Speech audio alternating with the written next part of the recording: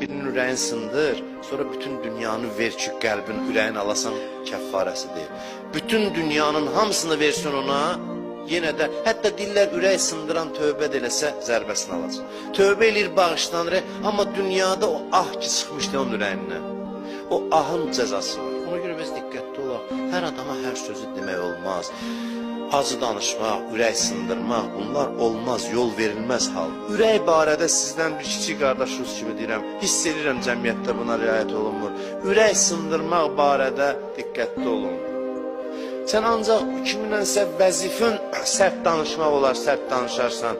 Yoxsa sən şəxsi qəzəbi kiminsə üzərinə tökmək, ürək sındırmaq çox pis bir haldır, çox pis bir şeydir. Allah çox sərt yanaşır.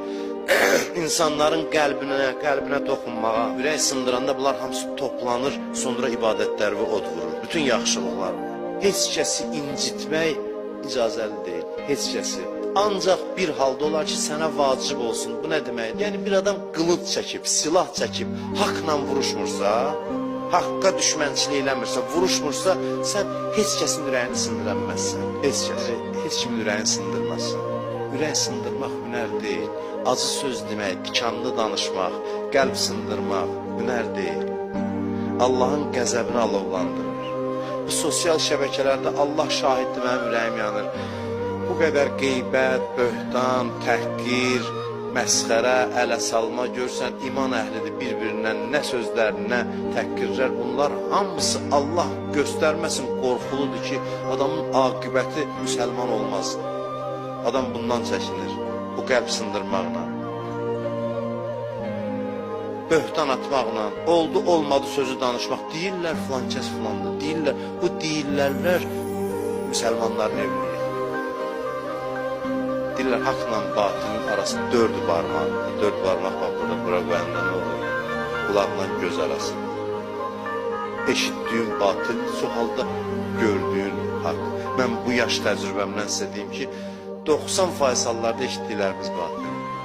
Mən tam əminliklə sizə deyim. Eşitdiklərimizə mən artıq inanmıram. Deyirəm, sözü deyirlər. Daha biraz başlayırsan araşdırmağa görürsən başqadır söz. Biraz başlayırsan araşdırmağa.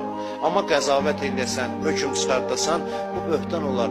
Hədislərdə var, qəbirdən adamlar qalxanda, böhtan atanları bir oddan təpənin üstündə, deyərlər, odun içində biraz hələ gözləyin, qəşəng odun içində. Deyək, öbürlərin hesabını, haqq hesabını eləyək. Deyək, bütün məxluqat cənnətə, cəhənnəmə bölünür, qutarır. Sonra gəlirlər böhtan atanlara, indi nə desələr yaxşı? Deyirlər, indi böhtanlarınızı sübut eləyin. Böhtanı sübut eləmək olur. Böhtan. Sübut elə demişdin,